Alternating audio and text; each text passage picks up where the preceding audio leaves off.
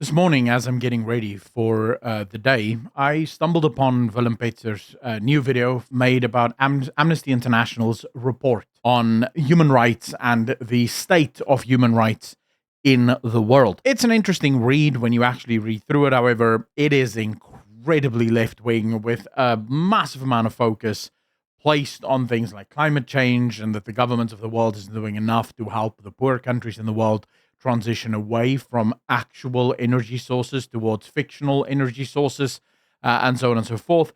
But fundamentally, I did get to the South African portion of the Amnesty International's Human Rights Commission report on South Africa.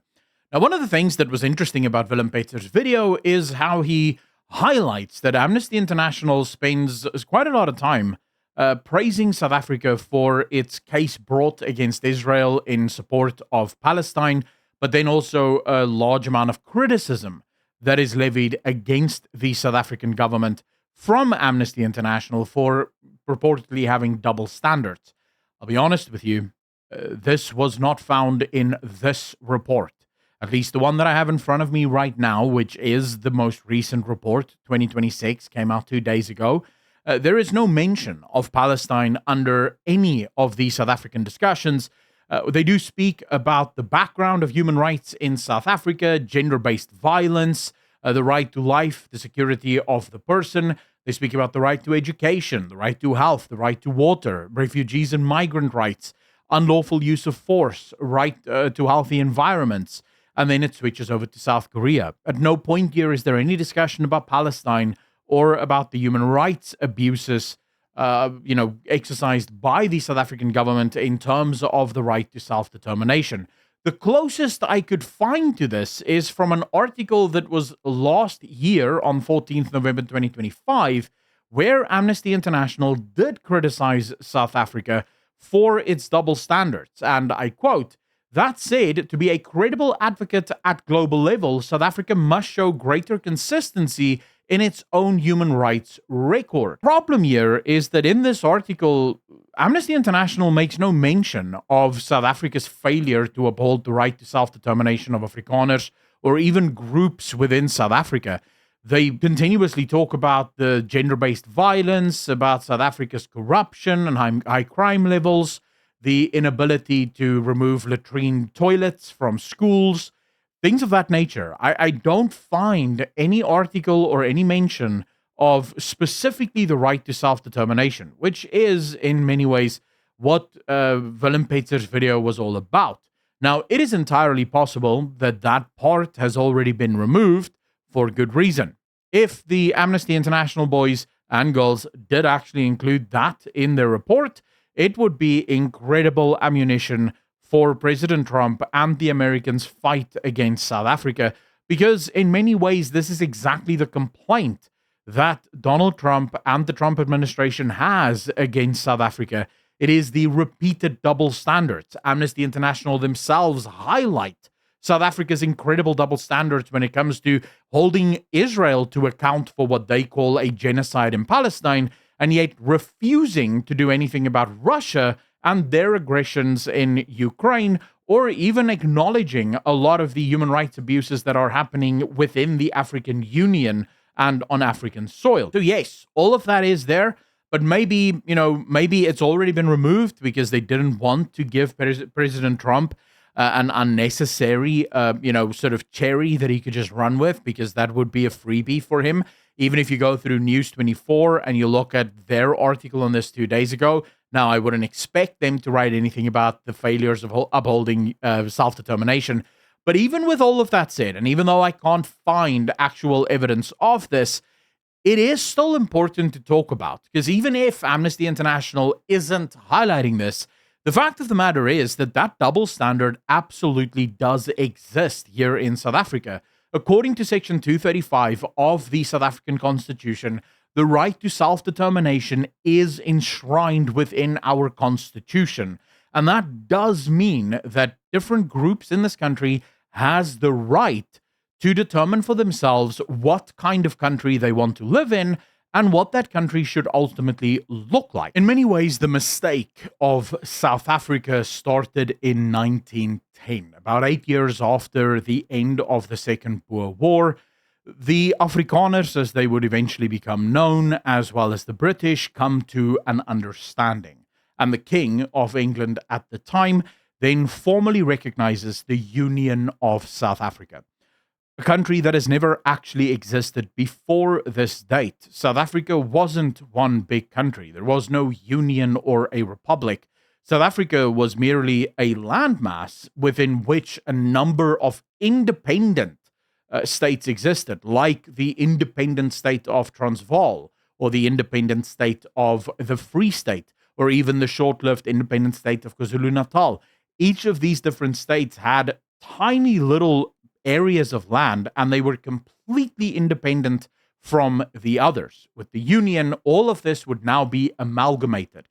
Now, throughout the course of apartheid, when apartheid was eventually established, and then finally when South Africa became officially a republic, different governments throughout the history tried to organize and govern South Africa from Pretoria to varying degrees of failure. None of them could ever actually claim to be successful at doing this, and there is a fundamental reason why South Africa as a country or as a union just makes no sense. During the Common Sense podcast that I watched yesterday, just doing a bit of catch up, there was an interesting explanation of common knowledge and how common knowledge works. And it's important to understand this explanation in order to understand what high trust and low trust societies have in common. Firstly, there is no country on earth that has ever reached success as a form of a low trust society. So common knowledge is effectively explained as this. I know that I'm supposed to drive on the left side of the road. You know that you're supposed to drive on the left side of the road. Provided that both of us know that we're supposed to drive on the left side of the road, and both of us know that the other knows that they're supposed to drive on the left side of the road, we have what is, or at least could be determined, a high trust society. When you and I are driving past one another, there is no way in which I will assume that you're going to swerve to the right because you know the rules and I know the rules. The problem usually stems, and where a society starts to trend towards a low trust society, is when I know that I'm supposed to drive on the left side of the road. You know that you are supposed to drive on the left side of the road, but we don't know that we know we're supposed to drive on the left side of the road. This is where trust starts to get eradicated. And then finally, when you reach a low trust society, this is where I know that I'm supposed to drive on the left side of the road, and you know that you're supposed to drive on the right side of the road.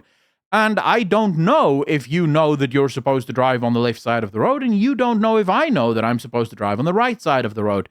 This is a low trust society.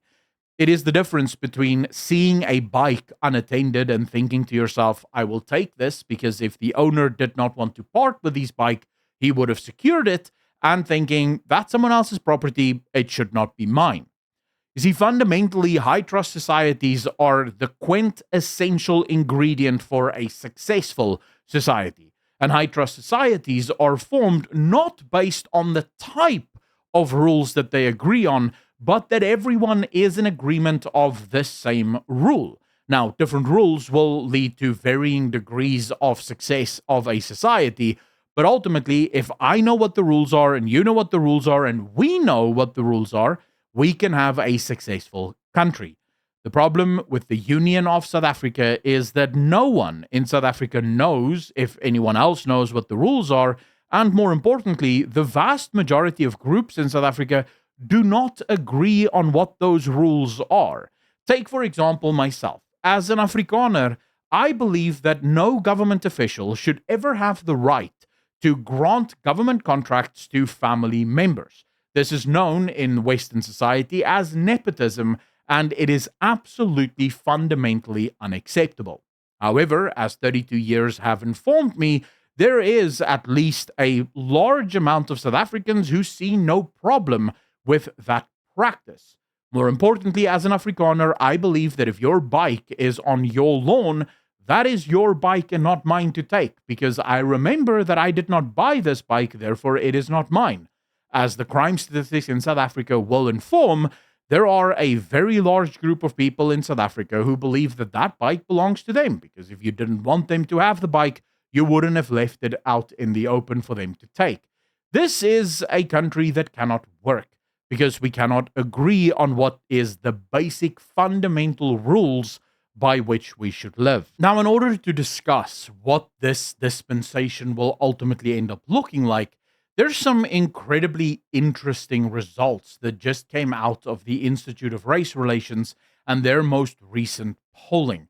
And I'm discussing this for two reasons. One, it will allow me to explain the next part of this video in more accurate terms. But two, a lot of people might use these results as a way to say, but Stefan, look, race relations are improving in South Africa. In fact, most South Africans don't care what the color of the president is. We may actually reach a place where South Africa can unify and we can all work towards a greater and better future.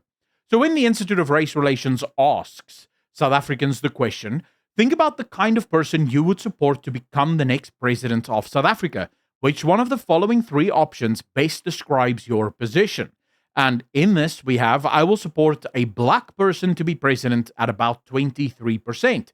I would prefer to support a black person to be president, but I am open to other options, about 11%. So this puts us at a combined 34% that would either want or prefer a black president. And then 66% of South Africans say, I will support the best president, the best person to be president, regardless of their race. And when we look at the actual racial breakdown of this, we find that white people are most in favor of supporting the best person for the job. Indian people also very in support of this. Colored people are very, very close. I would argue within the margin of error of white people in terms of who they would be willing to support. But it's also important to understand that all three of these groups are minorities, and therefore there is no hope in hell that they will ever get a president that looks like them. So ultimately, all they can ask for is a president that is the best for the job. With black people, we still see that about 58% of black people do support the best person for the job. The problem with this poll is that it doesn't actually ask the right question. Because the question shouldn't be, do you support the best president for the job or do you support the race?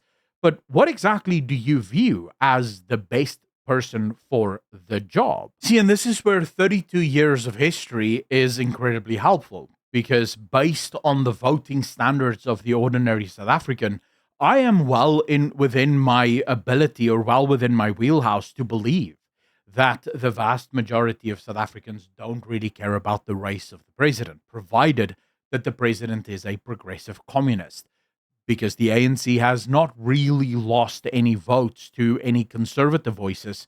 Instead, most of their votes have gone to other progressive communists who happen to be black, but we are seeing a massive migration from the ANC starting to move over to the DA, as the DA is just as communist and socialist as the ANC. They're just far more competent as a communist and socialist government. Now, why did I share all of this with you? Well, for one, I do believe that the Union of South Africa will eventually disband. It is a country that makes no sense on paper or in practice. You have different groups that believe wildly different things, and fundamentally at its core, you cannot have a people that believe in freedom and capitalism and the free expression of the individual in a country where people believe in communism and nepotism and theft and, all the rest of it. And to break it down into even less charged areas, you cannot have a country where one group of people believe that one man and one woman constitutes a marriage, and another where you have an ex-president that had multiple wives and this was just accepted. Okay, I'm not saying that the president isn't allowed to have multiple wives. If that is his culture and that's what he believes, then so be it. What I am saying is that I should not be forced to live in a country where that is considered common law. Now, the thing that fills me with hope in all of this is that when we look at the attitude of the ordinary South African, it is not a racist attitude. But I do believe that we have an incredible ideological divide in South Africa. And as a result of this, if you asked me to predict with like a crystal ball the next 15 years of South Africa, I would argue that either through civil war, civil strife, or amicably, South Africa will dissolve and disintegrate into nation states, where every group of people will be able to self determine their own futures. This will be most likely in the beginning a racial divide where Afrikaners and English white people will come together and they will share in a world that they have made themselves, and every black tribe will go their own way. But I don't believe that that will be the end of it. I don't believe that it will remain racially divided areas. And instead, what I envision is a cultural divide far more than a racial one. The fact of the matter is that if we're just focusing on a racial divide, it would mean that people like Peter Kriel, people like Kim Heller, people like Carl Niehaus, these would be people that would be your neighbors. These would be people who share a country with you, and yet the very thing that you despise and hate about the ANC is embroiled and ingrained within these people. These are people that should not live with decent people. These are people who belong to a communist hellhole where they have to stand in line for weeks in order to get a loaf of bread and a pint of milk. This is the system that they want, and so this is the system that they should be allowed to have. They should not be living with people who actually just want to get onto the business of making money and living their lives and raising their children. So I do believe that in the long term, there will be a new dispensation where groups across racial lines will come together and say, hey, you guys believe the same things that we do, and so let's work together and figure this thing out. To recap, I couldn't find the parts of the Amnesty International report that actually spoke specifically about the right to self-determination of Afrikaner people or people in South Africa. I have, however, found that the Amnesty International isn't very happy with South Africa and does point out the double standards that exist within the South African system. Nevertheless, I don't believe that South Africa will survive as a union, and I believe that that has been sort of formulated and I hope well expressed throughout this video.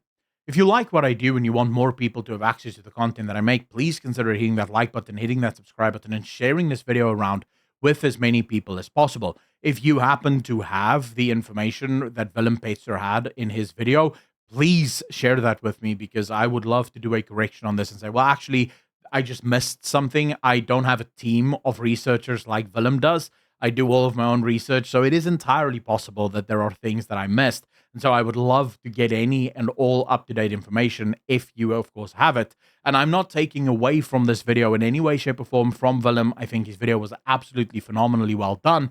But I did want to be accurate in my own coverage of this, that I couldn't find the same issues here. Nevertheless, South Africa is a very, very hypocritical country, and the ANC is the masters of hypocrisy when it comes to the international environment. Ladies and gentlemen, a massive shout out and thank you to everyone that supports this channel over on Patreon as well as YouTube channel memberships. I truly appreciate you from the bottom of my heart.